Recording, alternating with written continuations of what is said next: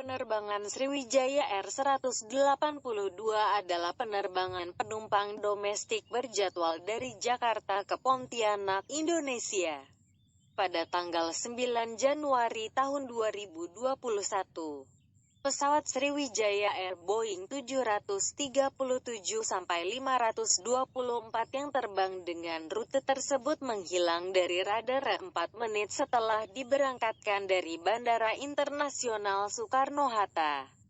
Para pejabat menegaskan bahwa pesawat jatuh di perairan Kepulauan Seribu, sekitar 19 nanometer, 22 mil, 35 kilometer, dari bandara. Investigasi awal berspekulasi bahwa mesin pesawat masih beroperasi saat terkena benturan. Pencarian pesawat segera dimulai menyusul laporan dari nelayan setempat. Meskipun reruntuhan, sisa-sisa manusia, dan pakaian telah ditemukan, pencarian untuk pesawat penuh dan semua penumpang masih berlangsung. Perekam data penerbangan ditemukan pada tanggal 12 Januari tahun 2021. Tetapi perekam suara kokpit belum sepenuhnya pulih. Tidak ada yang selamat ditemukan. Sebelum Flight 182, pesawat tiba di Bandara Internasional Soekarno-Hatta, Tangerang, Banten pada pukul 12.11 waktu Indonesia Barat dari Bandara Depati Amir, Pangkal Pinang. Pesawat dijadwalkan lepas landas pukul 13.25 waktu Indonesia Barat, pukul 6.25 Universal Time Coordinated, dan dijadwalkan tiba di Bandara Internasional Supadio di Pontianak, Kalimantan Barat, pukul 15 waktu Indonesia Barat, pukul 8 Universal Time Koordinasi. Setelah melakukan pushback dari Terminal 2 Deget B1 Bandara, pesawat lepas landas dari runway 25R pukul 14.36 waktu setempat, pukul 7.36 Universal Time Coordinated.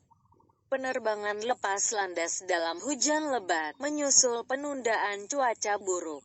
Karena penundaan yang signifikan, pesawat diharapkan mendarat di Pontianak pada pukul 15.50 waktu Indonesia Barat, pukul 8.50 Universal Time Coordinated. Penerbangan 182 sedang mendaki ke ketinggian 13.000 kaki, 4.000 meter, ketika tiba-tiba turun, lalu tiba-tiba berbelok ke kanan. Pengatur lalu lintas udara (ATC) memperhatikan ini dan bertanya kepada pilot apa yang terjadi di pesawat, tetapi tidak mendapat tanggapan. Menurut data penerbangan IRNAV Radar Box, pesawat tersebut melaporkan penurunan ketinggian yang cepat selama fase pendakian dari 10.900 kaki, 3.300 meter, menjadi 7.650 kaki, 2.330 meter pada pukul 7.40 Universal Time Coordinated. Flight Radar 24 melaporkan bahwa 4 menit setelah lepas landas pesawat itu jatuh 10.000 kaki, 3.000 meter, dalam waktu kurang dari 1 menit. Pelacak penerbangan juga mencatat bahwa ketinggian terakhir pesawat yang tercatat adalah 250 kaki, 76 meter, pada pukul 7.40/27 Universal Time Coordinated. Menurut data penerbangan yang tersedia, pesawat mengalami penurunan 1.755 kaki, 535 meter, hanya dalam 6 detik antara pukul 7.40.08 dan pukul 7.40.14 Universal Time Coordinated.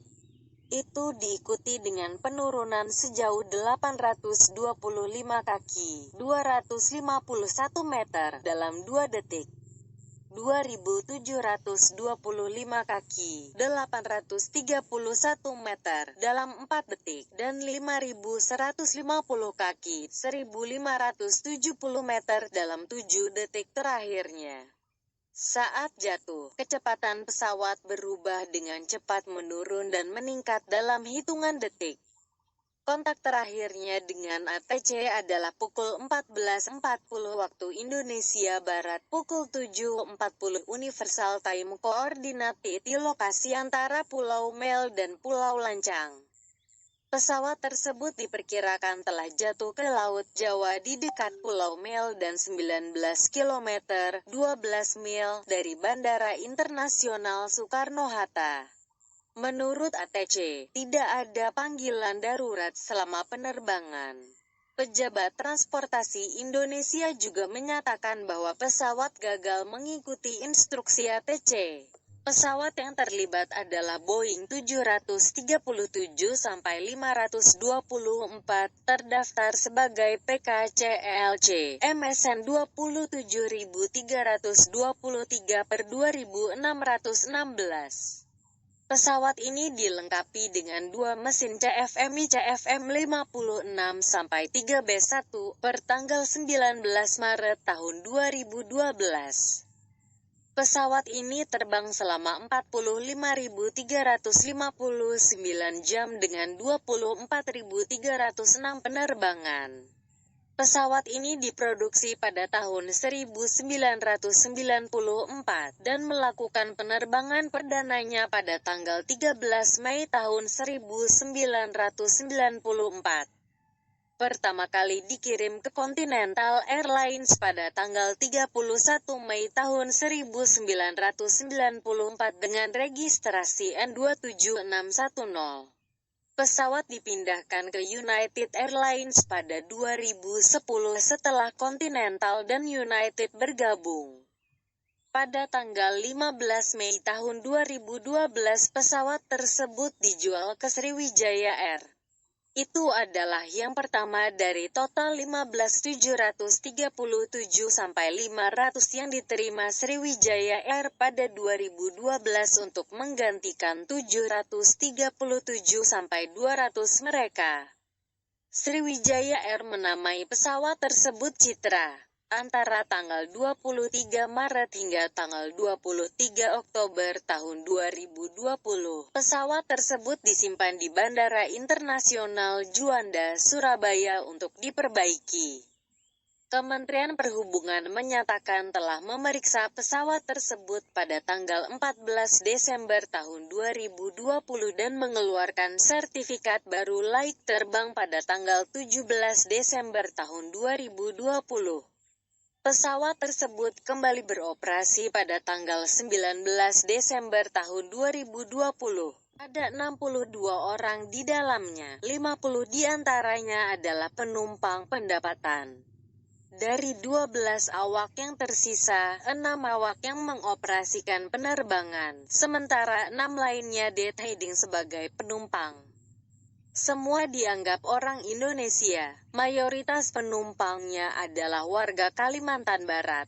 Di antara penumpang tersebut adalah Mulyadi Tamsir, seorang politikus dari Partai Hati Nurani Rakyat Indonesia, Partai Hanura, atau Partai Hati Nurani Rakyat.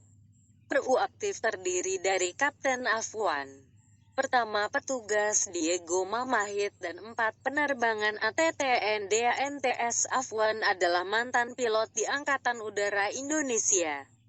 6 awak detailing dan beberapa penumpang pendapatan telah dipindahkan ke penerbangan 182 dari penerbangan 6R sebelumnya yang tidak beroperasi.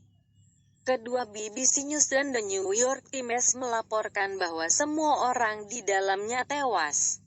Setidaknya 17 korban telah diidentifikasi oleh polisi. Beberapa saksi mata dilaporkan.